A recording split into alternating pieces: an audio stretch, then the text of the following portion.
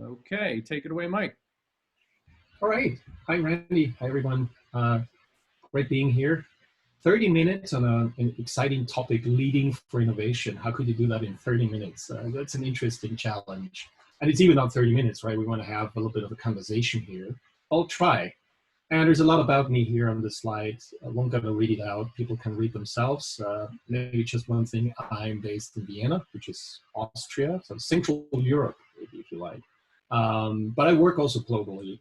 And being part of this Agile Leadership Journey Guides community is a truly global business I'm into. Nowadays, I'm not so much anymore into Agile, although Agile appears here multiple times, but more into agility, and there's probably a little bit of a bigger game. And we'll talk a lot about it during the next 20 minutes. Yeah, that's about me. And I think you've seen this already a couple of times. Agile Leadership Journey as such, yeah, that's what we're streaming from. And I think the Agile Leadership Journey Guides community, 26 guides. I'm not sure, I think it's growing. I'm not sure if this number is still the current one, might be 27, 28 at any given time.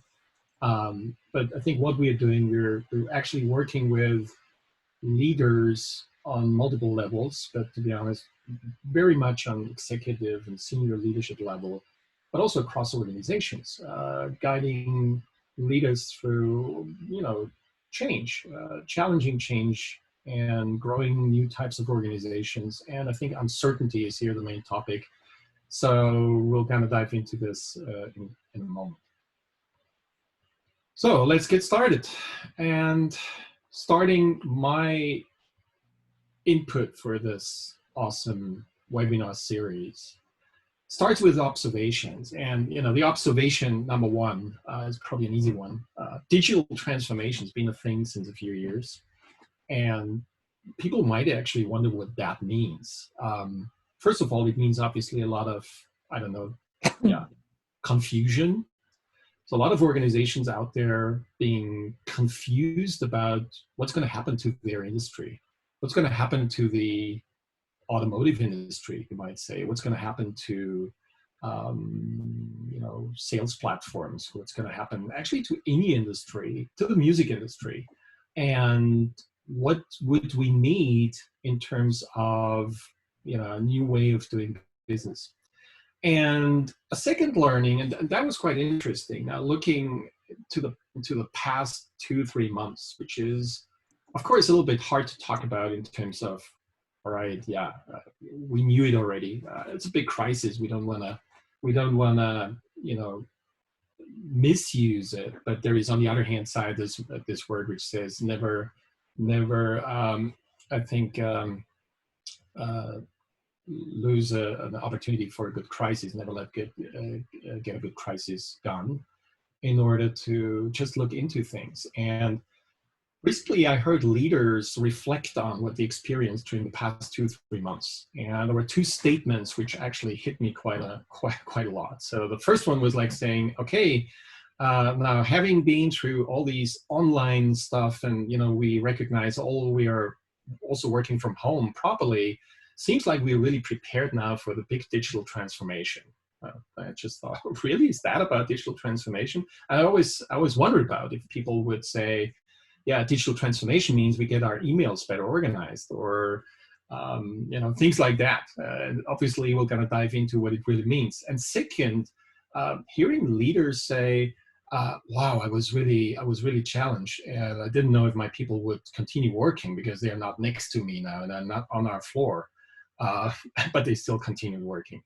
Wow, what does that mean in terms of how did we think about leaders, as leaders think about people so far? How much did we trust them doing their work, or basically doing way more than that? So this is probably a little bit of a teaser here that we need to look deeper into what uncertainty means and what we can do about it when it comes to basically reinventing our businesses. And here's one diagram people might know. It's the typical J-curve. And in this case, I'm going to reflect a little bit on Virginia Satir's J-curve, which basically starts with, the level of emotion when a certain crisis, a disruption, or anything alike hits in.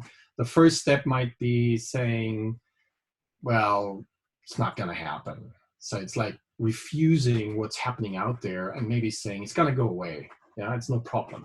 So this might be some sort of behavior people might have experienced over the past 3 months. But that's what we also probably see when we talk about digital transformation, transformation of industries, since years. And when we are then seeing people who might get over this, this might lead to frustration. This might lead down into the valley where we recognize, God, things are not really good. They're not working anymore. And oh God, what are we gonna do? So that sounds a little bit more like panic mode. And again, thinking about the crisis, the corona crisis, we might still find companies and especially leaders in this phase because we are currently facing also a big economic challenge, as we know. So budget's going to be challenged, and okay, we were supposed to invest. Investments are being cut. So where will this lead to? And only those, and that might be a minority in the first place, who move ahead and just say, hey, that's an opportunity because, change and disruption, that offers a whole new field. And just saying, let's move on would be the bold statement here. Now, these are three archetypes of leaders we might experience in our organizations, or we might find ourselves in these positions or have gone through. And for many, it's probably really hard to move to the third place. What many then use as a term here, given this high disruptive change, is VUCA. You probably heard about it. It's quite simple. It comes from military.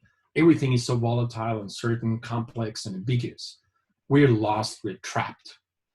And I believe this can be dangerous just to be used as a buzzword, because the stakes are quite high, and there are companies out there who are really disrupting the places. Now, just think about Tesla or Amazon. I believe, should Amazon talk about VUCA, this might be a different league than you or your colleagues might talk about, so that we could say, well, what does hold us back from really moving a few steps further from where we currently are, because the real VUCA again is anyway somewhere totally different. And when we talk then about this, a lot of companies obviously consider, hey, we need better products, we need new products, but it's more than that. It's not only products. Innovation is way beyond. And what you see here is a business model generation canvas from Alex Osterwalder and a couple of colleagues who wrote this years ago. And if we talk about innovation, it's more because it's the whole ecosystem. It's not just a few new products we need to get out of the door. It's the readiness to consider our strategy in relation to new learnings. So what is the new learning if we are an automotive company and we've been producing cars? Is it only about new, energy sources? Or might it be about whole new services? Like, well, maybe in the future, it's not about cars anymore because people are more after mobility and don't want to own cars anymore. So the whole business model would then consider which are the partners we would then collaborate with. What would be the channels we need to look after and build? And how would our whole business portfolio look like?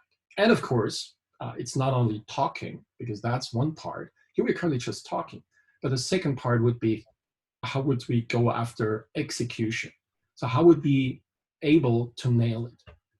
And that actually brings us to another model here, which is, again, probably known out there. It's this differentiation between, okay, if we have a portfolio of business models, then we might differentiate businesses which are more in the known space, which we already own, so we can exploit them maybe more. But then there is this whole unknown territory where we only can explore, discover new ideas. And this is where many companies are obviously, again, coming back to digital, are already invested into since a couple of years, probably 5 years, 6 or 7 years. The only problem and challenge here is that the way of working in this space is probably totally different, a whole different approach than we're used to executing existing business models. So exploring basically means, all right, we need less politics here, right? We basically need to understand, hey, we can't invest everything at once and go in at once. We need to be ready to be wrong. We need to come up with a different way of thinking, like hypothesis rather than plan-driven. We need to have great conversations with many people, with a diversity of people inside our organization, but also beyond, in order just to come up with fresh new ideas. And that is probably a huge challenge for most leaders out there. Now, coming to leaders and leadership, that brings us to the next model here. And this is understanding the soil, the organization, the culture. We talk a lot in the agile leadership training about culture. In this case, I brought in a way simpler model, which just helps us to better understand our current culture. It's a culture map. It was created by Dave Gray, and again, being used by colleagues from Alex Osterwald and more. It's 3 layers. And the first layer would be the middle one, where we would just be able to observe behavior in our organization. When we just came from saying, hey, we should and would love to innovate more and come up with totally different ideas and finally create new business models, what are we currently seeing in relation to that? And that could be, again, on the one hand side, observed, could also be on the other hand side, desired. So using such a map is quite helpful in a collaborative manner. A couple of leaders might now stand in front of a big board, and there could be many other people from the organization, just saying, what's the behavior we want to see in order to move faster and become more effective? Second, so that's the first step, by the way. Second, we would look after the results we currently see or would love to see. So here it's like, we would love to see higher return on R&D, because that's the point. Innovation is not just having great ideas, it's really nailing it. It's being able to build upon it and basically come to return. We would love to see less innovation risk. So seeing operations which are, having a better investment strategy. So that would be results driven by behavior, potentially driven by behavior.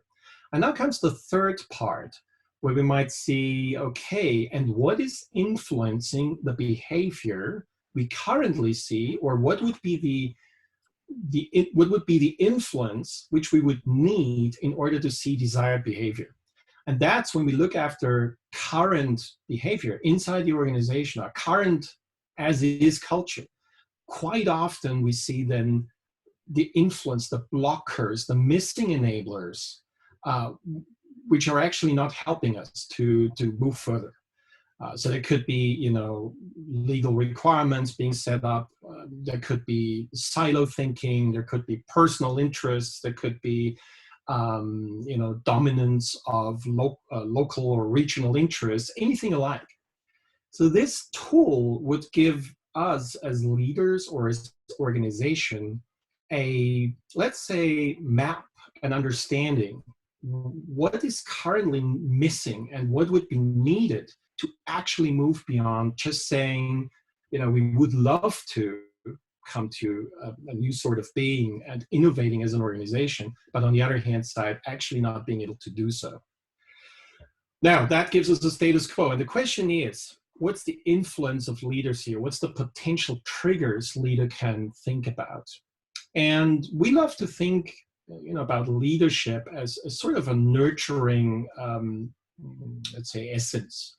I like to use the gardener metaphor to say a great leader, to make innovation possible, would, act like a gardener. You cannot force, of course, the growth of great plants, but you can work on the soil, and you can maybe distribute and arrange plants a little bit so they can work, they can grow properly. Every plant has its place. some plants are not taking over, sunlight and growing shadows over others. So there is a possibility to influence. And I want to give you 3 key triggers here, and that might also feed our conversation afterwards, what these triggers could look like. The first one is fear less. So as a leader, it might be a very important step to think about how can I nurture or foster a fearless organization, because fear, as we already heard in another webinar, is probably the main prohibitor for creativity. People naturally, just given our physiology, cannot be creative when there is fear. It's just blocking our brain and everything inside. We will not act. We will not take any risk. We will not show up and try out anything. But actually, it starts with ourselves. How could we as leaders fear less? Just remember before the Satir change curve, where we had some leaders being down in the valley of tears and just being fearful about the future, which is totally understandable. And getting there, here is a little model. And the model is coming from a place, a great guy called Christopher Avery published that years ago, and it's based upon 30-year study. How would I come to a state of taking really ownership, taking perspective, responsibility for my current being? And that basically, if you look at this model here, would target, would go beyond saying, laying blame and just pointing the finger outside and saying, yeah, well, I can't do anything here because what we just saw on the culture map, that's the whole organization. And it's the other people here. It's my colleagues on the leadership board. And it's always somebody else. All right, that doesn't help you. And if you get there and say that doesn't help you, you would move forward. But moving forward, only one step could not be enough. Like saying, all right, okay, I got it. It's not the others. So, okay, I'll take responsibility here, right? In the worst case, I take obligation. I will do it. I will take care that we move further. That's not helpful either, because it's sort of a victim role. And you need to move beyond this. And moving beyond basically means you neither need to point the finger outside or to yourself. You can't stand there and try to figure reality with all the fear sitting inside of you.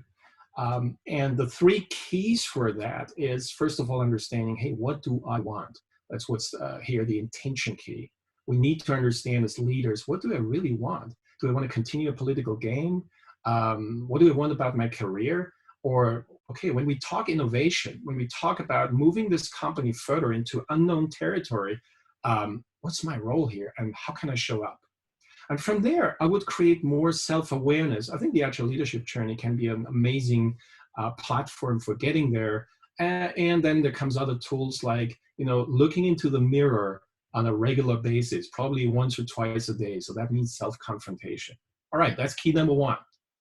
Key number 2, and that's probably an interesting one, which might be a little bit challenging for many who already looked into the Agile Leadership Journey. Because, being used to running a business, executing the business, the known exploit territory, many might have come to the conclusion, okay, I need to be a good manager. I need to have the skills, which I might have learned at business school. And sometimes we hear words like, all right, my job here as an executive is to run the business. So I'm looking after the numbers, and for the rest, I've got my teams. What you see on this slide is a quote I think I got from Steve Jobs, I'm referring to with a little bit of uncertainty, who's supposed to have said, I mainly take care for the product, I as the CEO, and for the rest, I've got my teams. Sure, he was also into numbers, of course. I mean, Steve Jobs was not an easy guy, as far as we know from reading. But, being in an arena where everything is new, you cannot just be an administrator. You have to show up and start understanding. You have to become the chief product officer of your innovation. And that basically needs understanding of what's going out there, what's going on out there. So if I'm, for example, now the leader of, car supply company, automotive manufacturer, I'll probably already have understood the life cycle of what we are doing now, for example, if we are producing gearboxes,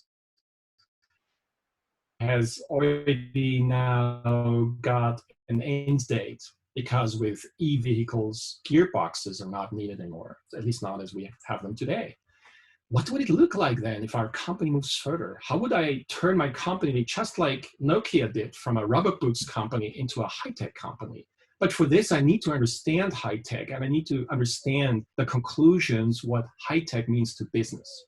And that brings us to key number 3, which is a little bit connected to the gardener metaphor. It's not only about, okay, we win or lose strategy, not at all.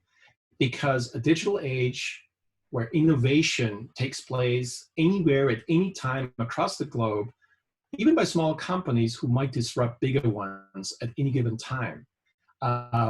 New organizations are not just closed systems, they are ecosystems. Just think about a company which is a lot in the press nowadays. And again, it's just one example. Think about Haier, which is the biggest whiteware producer in China.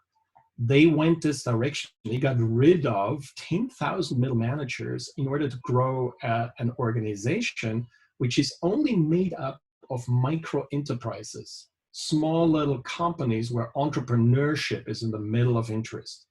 And all of them working together, not only within the system, but way beyond with any other company, like, for example, Amazon or any other marketplace provider, and so on and so forth. So these are the 3 leadership essentials I want to provide here for the conversation.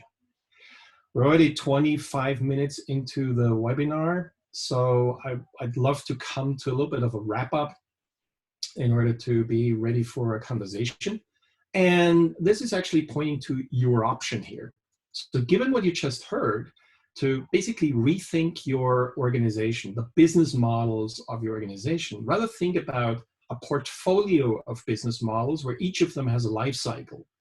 And you need a different skill to look at them. You need a different type of organization to nurture. Here are 3 typical archetypes from Microsoft's leadership over the past decades. The first one, Bill Gates, who was the expert, who might be this chief product officer, just understanding what is needed now in the market. And what is important here, that this skill is not the only one you need. You also need to understand how to drive a business, how to drive results. That's what Steve Ballmer did, right? And he did it to the extent that he was probably limiting the view into a closed organization. And nowadays, Satya Nadella is taking all of this forward. So Satya Nadella is still probably an expert. So he, I think, grew the cloud platform at Microsoft. He's definitely an achiever because Microsoft is earning good money nowadays, but it's way beyond. He's this personality style, this leadership style, being able to grow and nurture an ecosystem. And that basically puts us to one of the key models we use here at the ALJ platform, the leadership agility concept or model, which you see here as an integrated model, which is not either or directed, but an integrated model where you grow and have the opportunity to grow your competence as a leader, where you are an expert, where you are an achiever, but you also necessarily look after catalyst leadership style, being able to nurture an organization to move forward. All right, so that is the wrap up of my short little input here, which could probably give us a little bit more opportunities to talk about. And I'd be super happy if there were some questions we want to take in. I'd refer back to Randy, who might facilitate that a little bit. Perfect. Thank you, Mike. And just a reminder, if you have questions, you can add them via the Q&A feature at the bottom of your window. And any questions that Mike doesn't get to, he can respond to it via blog posts. The first question we have is, in the culture map that you shared, how is that used to call out where current behaviors that are rewarded are different from the desired behaviors that we want going forward? Right. So current behavior versus desired behavior. So first of all, you use the map usually in the first place attached to observation. Because obviously that's where we start, right? And observation, is followed by understanding, and understanding on a collaborative basis is a big thing. So if we've got a couple of people in the room and we want to understand what we observe, first of all, even the observations we might not agree upon, and there might be a lot of politics in the room when we start discussing this, right? And so there's a big discussion platform, first of all, gaining insights together to connect the dots. And again, this is not a trivial cause and effect structure here to say, all right, and now seeing this behavior, I understand in the different departments, is directly triggered by certain influence. This is that's what we call influence. There might be, it's a hypothesis, there might be these types of relationships. And these are finally the things we can touch base. So the influence is basically the enablers and blockers leading at the end to certain results. And that might be results we would, rather like to avoid. So in the first place, it's a, start where you are discussion. And then we see enablers and blockers, which would be ready for leadership to either trigger and foster, or if it's blockers, to say, how could we, eliminate this? And then usually in a second step, if you like, or sort of approach, we could do the same exercise with a desired map, right? So now we have identified possible triggers. And this is what we actually would like our organization or culture to look like. And now we can combine the dots. I think the rest you can imagine, right? So, but again, it's actually a bigger series of probably workshops and conversations. The tool is super simple. Again, it's just like these typical canvases, which are helping us to see something together and also see where we deviate from conclusions and everything else. Hope that answers the question a little bit. Great. So we're in the final minute here. We have another question that I will respectfully ask Mike to address in the blog post that we will post and send out a link to that. So we'll cover that offline. And thank you all for joining. Join us at the same time next week. Mike, do you have the slide? Right. Yeah. Oh, sorry, that was not too far. Next week, where culture will be a bit and behaviors will be more of the focus. I'll be talking about default behaviors under high uncertainty. When the going gets tough and pressures are high, based on your culture, what are the default behaviors that show up, and what are some things you can do to move towards more desired behaviors? So look forward to hopefully having you all join next week. And thank you so much, Mike. Great presentation, really useful models that you shared, and hopefully everyone can download those in the blog post and put those to use. Right. Definitely. All right. So looking forward, people reading the blog post, and I think even there we'll be ready for further questions and comments. Thank you, Randy, for hosting this. And yeah.